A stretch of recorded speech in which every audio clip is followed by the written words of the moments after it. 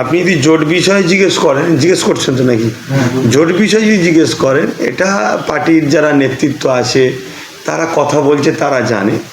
তবে যেভাবে মাজা খসা হচ্ছে, আমার ব্যক্তিগত একটা মত বলছি, কোনো একটা জায়গায় জোট আদৌ করতে চাইছে বাম শরিক দলগুলো না চাইছে না, এটা একটা বোঝার বিষয় আছে। আমার যেন মনে হচ্ছে তারা জোট আদৌ করতে চাইছে না বারবার শুধু যাতায়াতই হচ্ছে। কারণ এরা তো দেখছি বারবার আলিমুদ্দিনে ছুটছে, ওরা কতবার এসেছে আমি জানি না।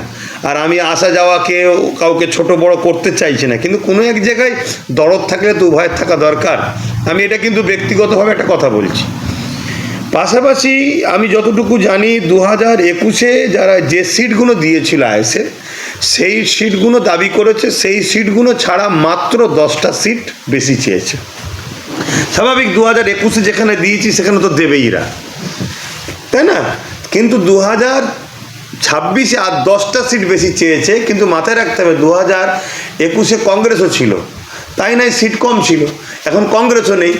5 বছর পরে আইএসএফ আরও শক্তিশালী হয়েছে, তা 10টা সিট মারতেও বেশি চেয়েছে। আমি 2 জেলা, 2 24 পরগনার উদাহরণ যদি দিই, 2 24 পরগনায় যা সিট 21-এ লড়েছিল, তা থেকে 2 24 পরগনায় মাত্র একটা করে সিট বেশি চেয়েছে।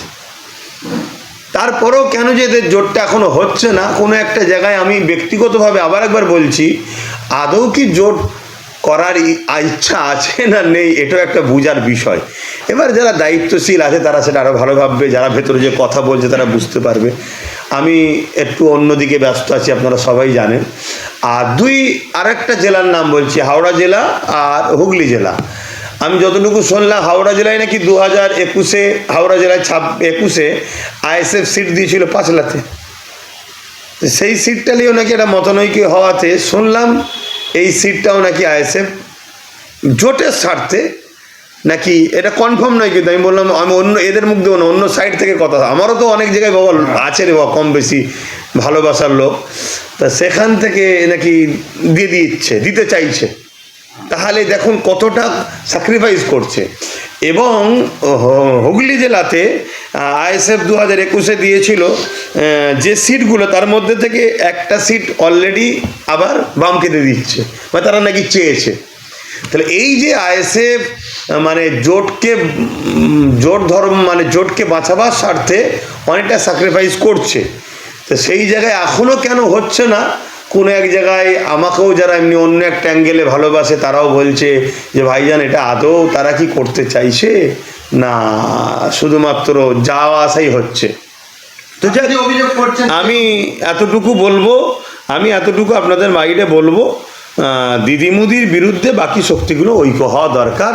কেন ভোটটা তো একটাই, যে ভোটটা চাই দিদি নয় মুদি নয়, তাহলে সেই ভোটটা যদি 10 ভাগ হয়ে যায় তাহলে মূলত দিদি মুদিরই উপকার হবে। আর সেই ভোটটা যদি এক জায়গায় হয় তাহলে কিন্তু দিদি মুদি উভয়ের ক্ষতি হবে, এটা আমি মনে করি। আর সেই রাস্তায় হয়তো আইএসএফ চলার জন্য এতটা স্যাক্রিফাইস করছে, এতবার যাতায়াত করে। আমি তো মাঝে মাঝে দেখে যখন সোশ্যাল মিডিয়ায় দেখি, আমি মাঝে মাঝে আমি হারা হয়ে যায় যে এদের ধৈর্য আছে বললে হবে না, যে এতবার যেতে পারে, বারবার যাচ্ছে। আর ওরা ওখান থেকে শুধু ঘুরে ঘুরে চলে আসছে, আর বাইরে বেরিয়ে বলছে একটুখানি সমস্যা হচ্ছে, একটুখানি আটকে আছে। তো কী সমস্যা হচ্ছে ওরা আরও ভালো বলতে পারবে, যদি ওদেরকে জিজ্ঞেস করেন যারা নেতৃত্বরা যাচ্ছে, উত্তরটা ভালো দিতে পারবে। আপনি যে অভিযোগটা করছেন সেটা বামফ্রন্টের দিক থেকে অভিযোগ তারাও করতে পারে। কারণ ইতিমধ্যেই আপনাদের দলের চেয়ারম্যান নওশাদ সিদ্দিকী এবং আপনাদের রাজ্য কমিটির নেতা আব্দুল মালিক বলেছেন যে গতবার থেকে প্রয়োজনে কম সিট নেব, আমরা জোট করে ঐক্যবদ্ধ হয়ে লড়াই করবো। সেই জায়গায় আপনি বলছেন 10 সিট বেশি চাইছে।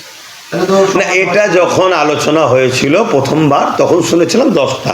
তাতে যদি মনে হয় কম সিট নেবে, যদি আইএসএফের নেতৃত্বরা মনে করে কমলে লড়বে, অবশ্যই সেটা তাদের নেতৃত্বদের ব্যাপার, নেতৃত্বরা করবে। কিন্তু আমি মনে করি এইটা তো কোনোভাবে সম্ভব নয়, যেটা এখানে 21 দিয়েছিল সেই জায়গাটাকে আবার আমরা ছেড়ে দেবো, এটা কি সম্ভব? কি তারপরেও শুনছি ছেড়েছে, হুগলি জেলাতে আর হাওড়া জেলাতে নাকি একটা করে ছেড়ে দিচ্ছে। তা যদি এই দরদটা দেখায় তাহলে জোটটা তাড়াতাড়ি হওয়া দরকার আমি মনে করি। তো সামনে যে বিধানসভা ভোট আসছে, সেই বিধানসভা ভোটে নওশাদ সিদ্দিকী বা আইএসএফ এর তরফ থেকে দাবি তোলা হচ্ছে যে ডবল জিজি, অর্থাৎ যদি 40টা সিটে প্রার্থী দেয়, 44টা সিটে প্রার্থী দেয়, অন্তত 10টা সিট জিতবে। কিন্তু এই 10টা সিট যদি জেতে নওশাদ সিদ্দিকী, সেই 10টা সিট 5 বছর থাকবে বলে মনে হয়। আইএসএফ ইতিমধ্যেই আইএসএফের বিভিন্ন জায়গায় পঞ্চায়েত সমিতি, আপনার পঞ্চায়েত সদস্য তারা আইএসএফ থেকে জিতে তৃণমূলে চলে গেছে। দেখুন, এই যাতায়াতের সিস্টেমটা আছে, স্বাভাবিক মানুষের মধ্যে ভাবনা চিন্তা হতে পারে, তবে একটা এমএলএ আর একটা বুথ লেভেলের সদস্য দুটো এক নয়। বুথ লেভেলের সদস্য তাকে শুধুমাত্র ওই জায়গাটা তার উপরে যে পারিবারিক ধরতে গেলে চাপ, একদম ঘরের মধ্যে চাপ। আর একটা এমএলএ তার এলাকাটা অনেক বড়, আর একটা এমএলএর পাওয়ার একটা বুথের সদস্যের পাওয়ারও সমান নয়। দ্বিতীয় 3 নম্বর কথা হচ্ছে, যখন একটা সেই একটাতে যদি এই শক্তিটা এরা ধরতে পারে, তার সাথে যদি আরও 9টা হয়, কারণ 9 একা যদি রুখে দাঁড়াতে পারে, 9টার সাথ যদি দিতে পারে, তাহলে সেটা আরও বড় একটা শক্তি আকার নিচ্ছে। 5ম নম্বর শেষ কথা বলতে পারি যে আইএসএফে যারা জিতবে তারা চলে যাবে না, আর যদি যায় পাবলিক ছেড়ে দেবে না। 26শে বিধানসভা পাবলিকের পাশে আমি দাঁড়াবো, মানে যে এলাকায় সে জিতবে সেই এলাকার পাবলিকের পাশে দাঁড়াবো, এবং পাবলিককে ধোঁকা দিলে যে কি করা দরকার অন্য কোনো দল না দেখালেও সাধারণ পাবলিক দেখাক, এটা আমি সমর্থন করব। 26শে বিধানসভায় আমরা শুনতে পাচ্ছিলাম যে আব্বাস সিদ্দিক, অর্থাৎ আপনি নিজেও বলেছেন যে 294টা বিধানসভার মধ্যে কোনো জায়গায় দাঁড়াতে পারি পাপ তো নয়। তা সেই পাপটা কি বা পাপ নয়, এটা হতে পারে কি সম্ভাবনা? এখনও ওই জায়গাতেই দাঁড়িয়ে আছি, ওই স্ট্যান্ড পয়েন্টেই দাঁড়িয়ে আছি। তবে পরিস্থিতি আগামী দিন কোন জায়গায় আমাকে নিজে দাঁড় করাবে সেটা ঘোষণা হওয়ার পর আপনি বুঝতে পারবেন। আপনাদের দলের বেশ কয়েকজন রাজ্য কমিটি নেতার সঙ্গে আমরা এই নিয়ে আলোচনা করেছিলাম, তাদের বক্তব্য নিয়েছিলাম যে না, আব্বাস ভাইজান দাঁড়াবেন না, কিন্তু উনি যে কটা সিট আমরা পাই 40 বা 40টা, সেই সিটগুলো প্রচার করার জন্য আমরা দাবি করেছি এবং উনি সহমত হয়েছেন। আমি আইএসএফের প্রচার সবসময় করি, আগামীতেও করব। আইএসএফ যতদিন সংবিধানকে মান্যতা দিয়ে মূল্যবোধের এবং মানুষের সংবিধানের অধিকারের রাজনীতি করবে, ততদিন আইএসএফের পক্ষে থাকবো আমি। আইএসএফকে অবশ্যই আমি প্রতিষ্ঠিত করেছি, কিন্তু আইএসএফের সর্বোচ্চ দায়িত্ব একজনের হাতে তুলে যখন দিয়েছি, কোনো জিনিস যখন দিয়ে দেওয়া হয় সেটা তো আর কেড়ে নিয়ে যায় না আবার। সেটা আমার ধর্মের অ্যাঙ্গেলেও নিষেধ, মানবতার দিক দিয়েও মনুষ্যত্বের দিক দিয়েও ঠিক নয়। তাহলে সেই জায়গায় আমি সর্বসময় সর্বদিক দিয়ে আইএসএফের প্রচার করি, সহযোগিতা করি, আগামীতেও করব, এখনও করছি। কিন্তু যেদিন দেখবো আইএসএফ সংবিধানকে মান্যতা না দিয়ে, মূল্যবোধকে মান্যতা না দিয়ে, মানুষের রুজিরুটির কথা না ভেবে এই অন্যদের মতো যেমন মোদি করছে, বিজেপি করছে, মমতা করছে, ধর্মর দিকে বেশি গুরুত্ব দিচ্ছে, মানুষকে শোষণ করছে, লুটছে, এরকম দিকে যদি চলে যায়, তাহলে আমি বলবো তোমাদের রাজনীতি না করে তোমরা যেটা পছন্দ করেছো সেই লেবাস লাগিয়ে কেউ পণ্ডিত হও, কেউ মৌলানা হও, এইসব করকে যাও, রাজনীতি করার কি দরকার? তা তখন থেকে আমি বিরোধী করব। আপনি বলছেন যে আমি 25টা করে দলটা তৈরি করে দিয়ে দিয়েছি, ঠিক আপনার পরিপ্রেক্ষিতে আমি প্রশ্ন করি যে মমতা ব্যানার্জি 1998 সালে তৃণমূল দল প্রতিষ্ঠিত করেছিল, তিনি যদি 25টা করে অন্য কাউকে দিন যে আমি পিছনে আছি, আপনারা লড়াই করেন, অর্থাৎ আমি ক্যাপ্টেন, আপনারা খেলুন, তাহলে কি মমতা ব্যানার্জির দল বা মমতা ব্যানার্জি মুখ্যমন্ত্রী দল? মমতা ব্যানার্জি দল প্রতিষ্ঠিত করেন, আপনি জানেন না। যে করেছিল তার মধ্যে একজন কিছুদিন আগে পথ হয়ে গেল, আর একজন যে করেছে তারা পুরো পরিবার সহ বাংলার বাইরে আছে, এসব খোঁজ রাখবেন আপনার মিডিয়া মানুষ, যাকে আমি জ্ঞান দিচ্ছি না। মমতা ব্যানার্জি তো সেই কি বলবো, রান্নাটা লেসে বাগাতে দিয়েছে, ভাঙর পথ দেখিয়েছে আইএসএফ। এই জায়গায় আপনি বললেন যে বকুল রায় করেছে, আমি আপনার সাথে সহমত, কিন্তু 2021 সালে কিন্তু মমতা ব্যানার্জি চণ্ডীগড়ে হেরে গিয়েছিল। হেরে যাওয়ার পরেও তিনি ফের উপনির্বাচন করে দিতে মুখ্যমন্ত্রী হয়েছেন। তখনও যদি বলতেন যে না, আমি তো 10 বছর মুখ্যমন্ত্রী ছিলাম, এবারে অভিষেক হোক, তাহলে কিন্তু এবারে ওনার প্রচুর লোভ, উনি অভিষেককে ছাড়তে পারছে না। অভিষেক একটা যুবক ছেলে, না উনি লোভ না, উনি ক্যাপ্টেনের মতো লড়াই করছে, নিজে ব্যাট করে সিএম হব আমি।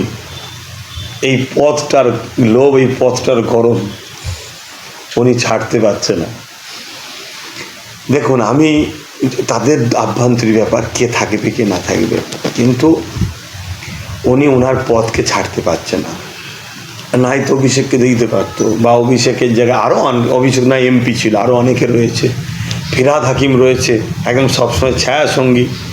তারপরে ওই যে ও মানে কি বলে, ওই যে ধরা পড়লো, জেলে টেলে গেল কেলেঙ্কারি করে, পার্থ তখন তো এই সব কাজে ছিল, মানে ধরা পড়েনি, ছিল কাজে, আবার নতুন করে নিয়েছে।